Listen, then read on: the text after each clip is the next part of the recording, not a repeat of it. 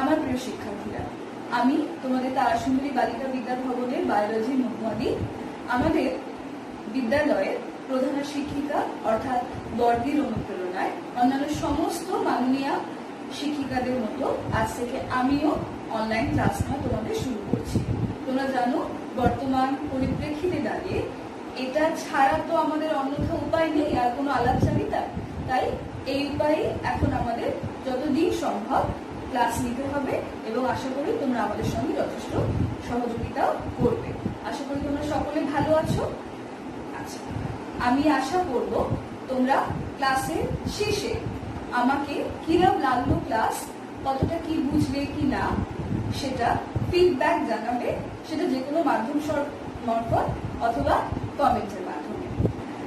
আজকে আমাদের আলোচ্য বিষয় হলো ক্লাস 12 এর বায়োলজির প্রথম চ্যাপ্টার জীবের জন্ম। সেটা শুরু করার আগে একবার আমরা একটা পুঙ্খানুপুঙ্খ ভাবে দেখে নেব কি আছে আমাদের আসলে ক্লাস 12 এর সিলেবাসে। এসো আগে আমরা দেখে নিই সিলেবাসটা। আমাদের বায়োলজির মোট 5টা ইউনিট রয়েছে। প্রথম ইউনিট থেকে আমি বলতে শুরু করছি। আজ আমরা এটাই পড়বো, জীবের জনন। তার মধ্যে শুধু সর্বপ্রথম চ্যাপ্টারটা জীবের জনন। আর কি রয়েছে দেখো, সপুষ্পক উদ্ভিদের যৌন জনন, মানুষের জনন, জননগত স্বাস্থ্য। তারপর ইউনিট 2তে আমাদের রয়েছে জিনতত্ত্ব এবং বিবর্তন। এখানে পুরোটাই এই বংশগতি, অভিব্যক্তি এইসব বলে। নেক্সট ইউনিট 3তে রয়েছে জীববিদ্যা এবং মানব কল্যাণ। তার মধ্যে একটাই বড় অংশ স্বাস্থ্য এবং রোগ, বিভিন্ন রকম কি সমস্ত রোগ হয় মানুষের সেই সম্পর্কিত। আচ্ছা, তারপর খাদ্য উৎপাদন উন্নতি সাধন, মানব কল্যাণে অণুজীব। ইউনিট 4-এ রয়েছে জৈব প্রযুক্তিবিদ্যা, যেটাকে বায়োটেকনোলজি বলে। আচ্ছা, ইউনিট 5-এ রয়েছে বাস্তববিদ্যা ও পরিবেশ, মানে ইকোলজি যেটাকে বলে, বাস্তুতন্ত্র, জৈব বৈচিত্র্য, কি কি বায়োডাইভার্সিটিতে দেখা যায়, তাদের সংরক্ষণ অর্থাৎ কনজারভেশন, আর কিছু পরিবেশগত বিষয়। এই হলো আমাদের পুরো ক্লাস 12-এর সিলেবাস।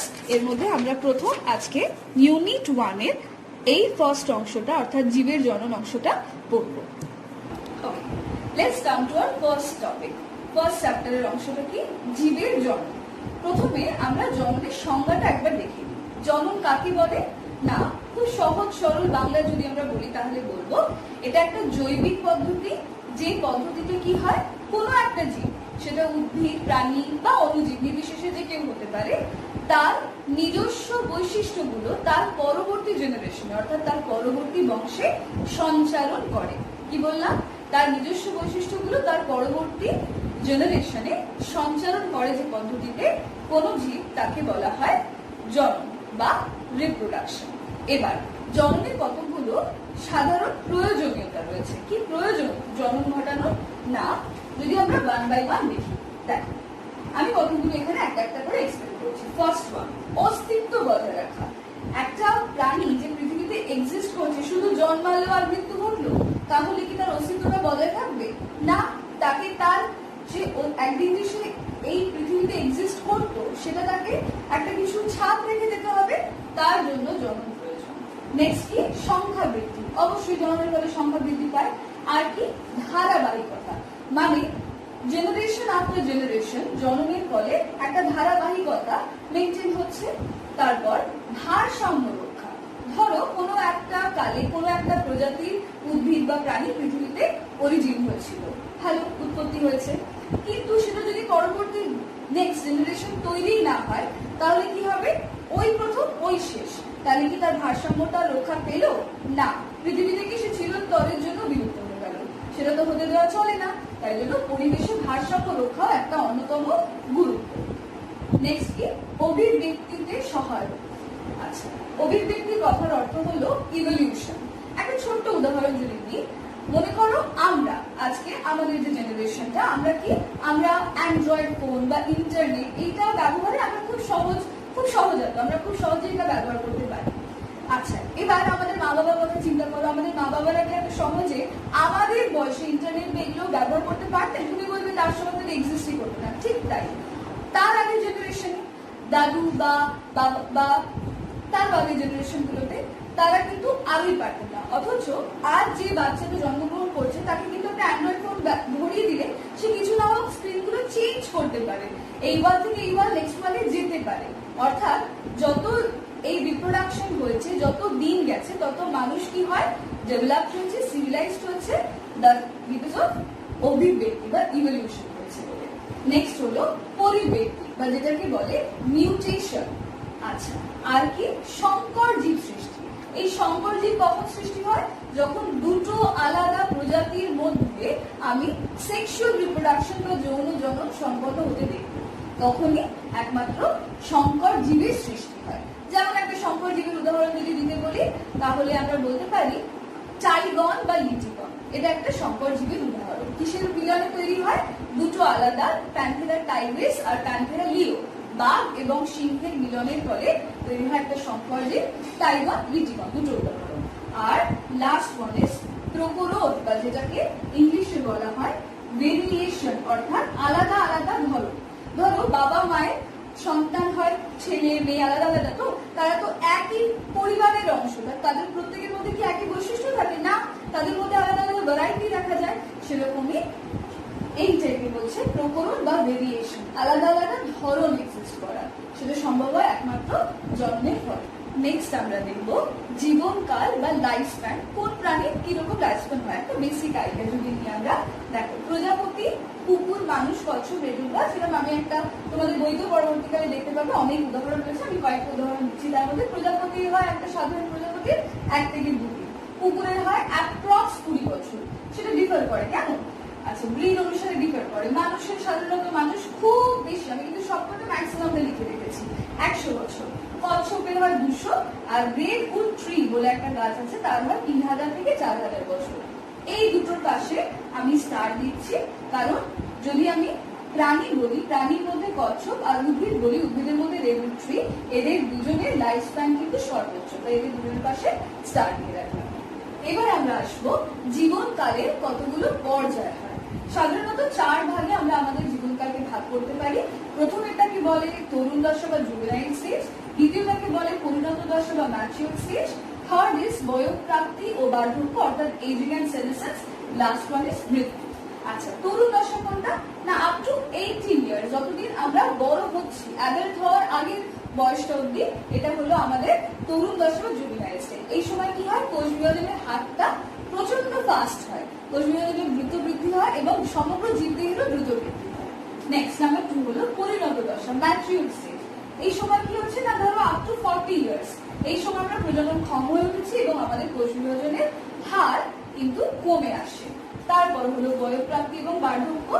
এই দশাটায় কি হয়, কোষ বিভাজনের হার কমে যায় না, বন্ধ হয়ে যায়। আর কি হয়, অপচিতি বিপাক ক্রিয়ার হার উপচিতির তুলনায় বেড়ে যায়, অর্থাৎ লস বেশি হচ্ছে, গেইন কম হচ্ছে। মাইটোকন্ড্রিয়ার শক্তি হ্রাস পায়। আর কি হয়, আমাদের ক্রোমোজোমের টেলোমিয়ার এটা ক্রমশ ক্ষুদ্র হতে থাকে। আর কি হয় না, হোমিওস্ট্যাটিক ইমব্যালেন্স দেখা দেয়, মানে পরিবেশের সঙ্গে মানিয়ে নেওয়ার ক্ষমতাটা এই স্টেজে একদম কমে যায়, রোগ প্রতিরোধ ক্ষমতা কমে যায়, এরকম বিভিন্ন বৈশিষ্ট্য দেখা দেয়। আর লাস্ট হলো মৃত্যু। না, বার্ধক্যের পরের যে স্টেজ কি হয়, এই স্টেজটাতে দুটো ঘটনা ঘটে। প্রথম, আমাদের হার্টবিট স্টপ হয়, নেক্সট আমাদের ব্রেন ফাংশন স্টপ হয়, এবং আলটিমেট হলো মৃত্যু। আচ্ছা, জনন মোট 4 প্রকারে হয়। কি কি? ফার্স্ট ওয়ান অযৌন জনন বা যেটাকে বলে asexual reproduction, সেকেন্ড ইজ যৌন জনন বা সেক্সুয়াল রিপ্রোডাকশন, থার্ড ইজ অঙ্গজ জনন বা ভেজিটেটিভ রিপ্রোডাকশন, আর লাস্ট ওয়ান হলো যেটাকে বলে অপুংজনি বা তোমরা আগেও এই নামটা শুনেছো পার্থেনোজেনেসিস, নিষেক ছাড়া যে পদ্ধতিতে জন্ম সম্পন্ন হয়। হলো? আচ্ছা, এর মধ্যে আজকে আমরা শুধুমাত্র আলোচ্য বিষয় হলো আমাদের অযৌন জনন। আচ্ছা, অযৌন জনন কাকে বলে? না, অযৌন জনন হলো এমন একটা পদ্ধতি যে পদ্ধতিতে কি হয়, রেণু উৎপাদন বা বিভাজনের মাধ্যমে, অর্থাৎ গ্যামেট উৎপাদন ছাড়া, ভালো করে শুনবে, গ্যামেট উৎপাদন ছাড়া কি হয়, জনিত্রী জীব থেকে অর্থাৎ মাতৃজীব থেকে অসংখ্য অপত্য জীব সৃষ্টি হয়। এর যদি কতগুলো বৈশিষ্ট্য বলতে পারি, কি বলবো? প্রথম বৈশিষ্ট্যটা বলবো যে এটা জনিত্রী জীব থেকে অসংখ্য অপত্য জীব সৃষ্টি হয়। 2 নাম্বার বলবো মাইটোসিস পদ্ধতিতে অযৌন জনন সম্পন্ন হয়, মিওসিস কিন্তু কিছুতেই না, মাইটোসিস। নেক্সট বলবো রেণু উৎপন্ন হয়। আচ্ছা, আর গ্যামেট উৎপন্ন হয় না। সুতরাং বুঝতেই পারছো নিষেকও সম্পন্ন হয় না। Number 5, point number 5। Next number 6 বলবো, যেহেতু গ্যামেট হয় না, নিষেক হয় না, তাই নতুন বৈশিষ্ট্যেরও উৎপত্তি হয় না এবং অল্প সময়ে অনেক বেশি সংখ্যক জীব সৃষ্টি হয় এই পদ্ধতিতে। আচ্ছা, অযৌন যৌবনে মোট 7খানা ভাগ হয়। এক এক করে দেখে নিই। ফার্স্ট ওয়ান ইজ বিভাজন, বা যেটাকে আমরা ইংলিশে বলি ফিশন। আমরা ইংলিশ টার্মিনোলজি গুলো জানবো সঙ্গে সঙ্গে। পরিবর্ধ, বা যেটাকে বলে বাঁধি। নেক্সট ইজ নাম্বার 3 গেমিউল গঠন, বা যেটাকে বলে গেমিউল ফর্মেশন। 4 নাম্বার খন্ডীভবন বা ফ্র্যাগমেন্টেশন। আচ্ছা, নেক্সট পুনরুৎপাদন বা রিজেনারেশন। আর তারপরেটা হলো রেণু উৎপাদন বা স্পোর ফর্মেশন। আর লাস্ট ওয়ান ইজ অ্যাপোমেক্সিস। এই 7টা মোট পয়েন্ট আছে, তার মধ্যে ফার্স্ট আজকে আমরা পড়বো বিভাজন বা ফিশন। এবার বিভাজন। বিভাজন দুটো ভাগে হয়, একটা দ্বিবিভাজন বা বাইনারি ফিশন আর একটা বহু বিভাজন।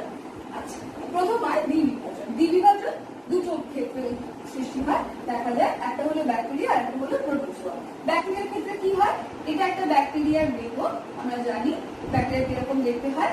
আচ্ছা, এইটা হলো নিউক্লিয়াস আর এটা হলো সাইটোপ্লাজম। যদিও ব্যাকটেরিয়া যেহেতু অনুন্নত একটা জীব দেহ, সুতরাং এটাকে আমরা নিউক্লিয়াস বলবো না, আমরা বলবো নিউক্লিয়ার। অনুন্নত জীবের নিউক্লিয়াসকে নিউক্লিয়ার বলে।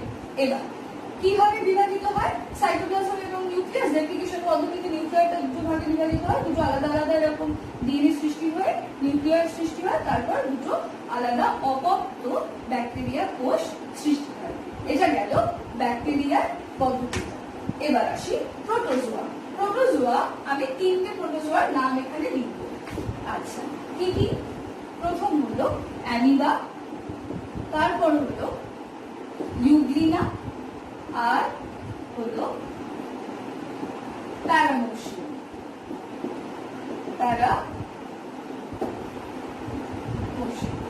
আচ্ছা, অ্যামিবার ক্ষেত্রে কি রকম দেখা যায় না, অ্যামিবার ক্ষেত্রে তাকে বলে সরল দ্বিবিভাজন। তারপর ইউগ্লিনাটাকে বলে অনুদৈর্ঘ্য দ্বিবিভাজন, আর প্যারামোশিয়ামটাকে বলে অনুপ্রস্থ দ্বিবিভাজন। কেন বলে সেটা রিজন রয়েছে। অ্যামিবার ক্ষেত্রে আমি অংশটা বুঝছি। অ্যামিবার ক্ষেত্রে বললাম সরল, ইউগ্লিনা অনুদৈর্ঘ্য, আর প্যারামোশিয়াম হলো অনুপ্রস্থ। আচ্ছা, প্রথম আসি অ্যামিবা। অ্যামিবার ক্ষেত্রে কিরকম হয় বলতে, ধরো এটা একটা অ্যামিবার কোষ রয়েছে। আচ্ছা, এটা সরল একদম প্লেন পদ্ধতিতে অনেকটা ব্যাকটেরিয়ার মতোই দুটো ছোট ছোট অপত্য অ্যামিবার কোষ সৃষ্টি করবে, তাই এটাকে আমরা সরল বলি। সাইটোপ্লাজম নিউক্লিয়াস দুটো বিভাজন হলো। নেক্সট বলেছিলাম ইউগ্লিনার ক্ষেত্রে ওটাকে অনুদৈর্ঘ্য। ইউগ্লিনাটা দেখতে কিরকম হয়, এরকম একটা জুতো শেপের মতো এরকম এটাকে দেখতে হয়। আচ্ছা আচ্ছা, এটা কি হয়, অনুদৈর্ঘ্য মানে এই লম্বা দৈর্ঘ্য বরাবর এটা বিভাজিত হয়ে কি হয়, দুটো এরকম অপত্য ইউগ্লিনা সৃষ্টি হয়, তাই এই পদ্ধতিটাকে বলে অনুদৈর্ঘ্য বিভাজন হলো। আচ্ছা, এখান থেকে এটাকে ইউগ্লিনা অনুদৈর্ঘ্য বিভাজন। আর লাস্ট ওয়ান ইজ বললাম অনুপ্রস্থ বিভাজন। এটা প্যারামিশিয়ামের ক্ষেত্রে হয়। প্যারামিশিয়ামের ক্ষেত্রে ধর এরকম একটা লম্বা কোষ দেহ রয়েছে, এটা বিভাজিত হয়ে দুটো ছোট ছোট অপত্য এরকম প্যারামিশিয়াম তৈরি হয়। এটা গেল অনুপ্রস্থ বিভাজন। এবার আমরা আসবো বহু বিভাজনের পরেরটায়। আসি বহু বিভাজন। বহু বিভাজন দুটো ক্ষেত্রে সম্পন্ন হয়, একটা হলো অ্যামিবার দেহে আর একটা প্লাজমোডিয়ামের দেহে। অ্যামিবার ক্ষেত্রে না দুটো দশা দেখা যায়, একটাকে বলে সিস্ট যুক্ত দশা আর একটাকে বলে সিস্ট বিহীন দশা। আচ্ছা, এই সিস্ট বস্তুটা কি না, যখন এনভায়রনমেন্টে আনফেভারেবল কন্ডিশন থাকে অর্থাৎ প্রতিকূল পরিবেশ থাকে, তখন এই অ্যামিবা কি করে, অ্যামিবার আমরা জানি গলনাঙ্গ কি ক্ষণপদ্ম সিউরোপোডিয়া, এই সিউরোপোডিয়া গুলোকে একত্রে জড়ো করে ওরা নিজের একটা গোল নৃত্য এরকম নীরের বলের মতো আকার ধারণ করে। ওই ফরমেশনটাকে বলা হয়, ওই যে স্ট্রাকচারটা ওটাকে বলে সিস্ট। 3টে লেয়ার বিশিষ্ট হয় সাধারণত। আচ্ছা, তখন কি হয়, এবার ধর এটা একটা অ্যামিবা, আমি এক্স্যাক্টলি গোল আঁকলাম, যদি অ্যামিবা কিন্তু গোল হয় না, কিন্তু এই অবস্থাটা হলো সিস্ট। আচ্ছা, এর মধ্যে রয়েছে নিউক্লিয়াসটা, এর মধ্যে 3টে লেয়ার থাকে, একটা দুটো তিনটে। হ্যাঁ, আমরা খালি শুধু অবশ্যই দেখতে পাবো না, আর বাইরে সাইটোপ্লাজম রয়েছে, এটা হলো সিস্ট। আচ্ছা, এই অবস্থায় কি হয়, নিউক্লিয়াস এবং সাইটোপ্লাজমের বিভাজন ঘটে। বিভাজন ঘটে আলটিমেটলি এই একটা অ্যামিবার মধ্যে প্রচুর অসংখ্য অপত্য অ্যামিবা সৃষ্টি হয় এবং যখন এই অবস্থাটা সৃষ্টি হয় এটাকে বলে সিউডোপোডিও রেণু বা সিউডোপোডিও স্পোর। এই অবস্থাটা হলো। এবার এই সিউডোস্পোডিও স্পোর গুলো যখন প্রতিকূল থেকে অবস্থা অনুকূল হয়, অর্থাৎ যখন আনফেভারেবল থেকে ফেভারেবল কন্ডিশন হয় এনভায়রনমেন্টে, তখন এই যে ওয়ালটা, এই কোষের গাত্রটা রাপচার করে অপত্য অ্যামিবা গুলো পরিবেশে বেরিয়ে যায় and they are free to live again. আচ্ছা, এটা হলো সিস্ট যুক্ত। আর সিস্ট বিহীন দশাটা কি? এই ক্ষেত্রে এরকম ডিরেক্ট এরা সিউডোপোডিও লিঙ্গ অবস্থা তৈরি হয়, মানে প্রতিকূল অবস্থা সিস্ট এইটা তখন প্রয়োজন হয় না সিস্ট বিহীন দশাতে। বাকি পদ্ধতিটা এক, সিউডোপোডিও রেণু তৈরি হবে এবং অপত্য অ্যামিবা তৈরি হয়ে সেল ওয়ালটা রাপচার করে বেরিয়ে যাবে আবার প্রকৃতি। আচ্ছা, নেক্সট হলো প্লাজমোডিয়াম। প্লাজমোডিয়ামের ক্ষেত্রে কি দেখা যায়? প্লাজমোডিয়ামটা কি না, প্লাজমোডিয়াম হচ্ছে ম্যালেরিয়া রোগ সৃষ্টি হয় যে পরজীবীটা দ্বারা, সেই প্যারাসাইটটার নাম হলো প্লাজমোডিয়াম। প্লাজমোডিয়াম কি করে? ওই একই ব্যাপার, একই সেই আবার এর ক্ষেত্রে দশাটার নাম হয় সাইজন্ট দশা। কেমন? সাইজন্ট। এই দশাটার মাধ্যমে কি হয়? সাইজন্ট দশাটা প্রথমে ছিল, তারপরে অসংখ্যরাম ও আবার সে অনেক রেণু উৎপাদন করে, তখনই ওই স্টেজটাকে বলে মেরোজয়েড স্টেজ। এই যে অসংখ্য অপত্য রেণু উৎপন্ন হয়েছে এবং ও যখন আবার সাইজোগনি, এই পদ্ধতিটাকে পুরোটাই সাইজয়েড থেকে মেরোজয়েড পিরিয়ডটাকে বলে সাইজোগনি বা সিজোগনি। তারপর যখন আবার সেল রাপচার করে কন্ডিশন দেখবে, তখন আবার প্রকৃতিতে বিভিন্ন হয়ে বেরিয়ে যাবে। হলো, এই হলো দুটো পদ্ধতি বহু বিভাজনের। এবার আসবো অজনজনের দ্বিতীয় পদ্ধতি, যাতে স্কোরোপোদ্গম বা বালি। চারটে ভাগে এটা ভাগ করেছি: ইস্ট, বহিস্থ কোরোপোদ্গম, অন্তঃস্থ কোরোপোদ্গম আর স্ট্রোবাইলেশন। প্রথম হয় ইস্টের বালি। আচ্ছা, কি হয়? এটা একটা ইস্টের দেহ রয়েছে, এর মধ্যে এর নিউক্লিয়াস রয়েছে, আর এখানটাতে এটা হলো কোষ গহ্বর আর নিউক্লিয়াস। নিউক্লিয়াস এবং কোষ গহ্বর দুটোই ধীরে ধীরে বিভাজিত হতে থাকে। আর কি সৃষ্টি হয়? এরকম ওর দেহ থেকে একটা আলাদা এরকম কোরকের মতো অংশ দেখা যায়। আচ্ছা, বাকি জ্যোতির্য জীবটা কিন্তু রয়ে গেছে যেরকম কি সেরকম। একটা সময় পর কি দেখা যাবে? এইভাবে এই কোরকটা ক্রমশ বড় হতে হতে হতে হতে একটা সময় এই মাতৃদেহ থেকে বিচ্ছিন্ন হয়ে এইভাবে অবস্থান করে। তাহলে এটা হলো মাতৃজীব দেহ আর এটা হলো অপত্য ইস্ট। হলো। আচ্ছা, এটা গেল ইস্টের বাড়ি। নেক্সট আসছি বহিস্থ কোরোপোদ্গম। বহিস্থ কোরোপোদ্গম কাদের ক্ষেত্রে দেখা যায়? না, হাইড্রার ক্ষেত্রে দেখা যায়। কিরকম? ছবিটা যদি একটু দেখি, এটা একটা হাইড্রার ছবি। এরকম প্রচুর কোষিকা অবস্থান করছে। হঠাৎ করে এই হাইড্রা গা দিয়ে এরকম একটা বহিস্থ, মানে বাইরে থেকে চোখে দেখা যায় এটা একটা বার সৃষ্টি করলো। এই বারটা ক্রমশ বড় হতে থাকে, হতে হতে একটা সার্টেন টাইম পর এতটাই পরিমাণে বড় হয়ে যায় যে সেই একইভাবে ইস্টের মতো মাতৃকোষ থেকে বিচ্ছিন্ন হয়ে গিয়ে সম্পূর্ণ আলাদা ভাবে আর একটা অপত্য হাইড্রার সৃষ্টি করে। তাহলে এটা হলো জনিত্রী, এটা হলো অপত্য। Next is অন্তঃস্থ কোরোপোদ্গম। অন্তঃস্থ মানে কোষের ভিতরে, দেহের ভিতরেই থেকে যায়। এটা দেখা যায় স্পঞ্জের ক্ষেত্রে। কেমন? এটাকে অনেকটা আমরা গেমিউল ফর্মেশনের সঙ্গে তুলনা করতে পারি। এরপরে আসছে থার্ড টাইপটা করবো অজনজনের গেমিউল ফর্মেশন। আচ্ছা, নেক্সট নাম্বার 4 কোরোপোদ্গমের লাস্ট টাইপ এটা হলো স্ট্রোবাইলেশন। আচ্ছা, স্ট্রোবাইলেশনটা কি না, এটা অনুপ্রস্থ, যে আগে আমরা পড়লাম না প্যারামেশনের ক্ষেত্রে অনুপ্রস্থ বিভাজন, অনেকটা ওই রকম। এটা দেখা যায় নিম্ন বর্গীয় সাধারণত যে সমস্ত পর্বের প্রাণীগুলো হয়, যেমন আমি যদি দুটো উদাহরণ দিই তাহলে বলবো, একটা হলো নিডারিয়া আর একটা হলো প্লাটিহেলমিনথেস। এই দুটো পর্বভুক্ত প্রাণীদের মধ্যে স্ট্রোবাইলেশনটা দেখা যায়, প্লাটিহেলমিনথেস। কেমন? আচ্ছা, এই হলো কোরোপোদ্গম। আচ্ছা, আমাদের অজনজনের 3 নম্বর পদ্ধতি হলো গেমিউল গঠন এবং এটা আমাদের আজকের ক্লাসের শেষ আলোচ্য বিষয়। কেমন? আচ্ছা, গেমিউল গঠনটা তাদের ক্ষেত্রে দেখা যায় না স্পঞ্জের দিকে, বা আরো ভালো করে যদি বলতে চাই মিঠে জলের স্পঞ্জের দিকে। আচ্ছা, কি হয় না, এদের দেহের অভ্যন্তরে এন্ডোজেনাস বা ইন্টারনাল বাডিং হয়, মানে বাংলায় বললে অন্তঃস্থ কোরোপোদ্গম পদ্ধতিতে কি করে? এই মিঠে জলের স্পঞ্জরা নিজেদের দেহের অভ্যন্তরে কোরক সৃষ্টি করে বা যেটাকে বলছে গেমিউল গঠন করে নিজের জনন সম্পন্ন করে। তাহলে আজ এই অবধি ক্লাস থাকলো। আশা করি তোমরা বুঝতে পেরেছো।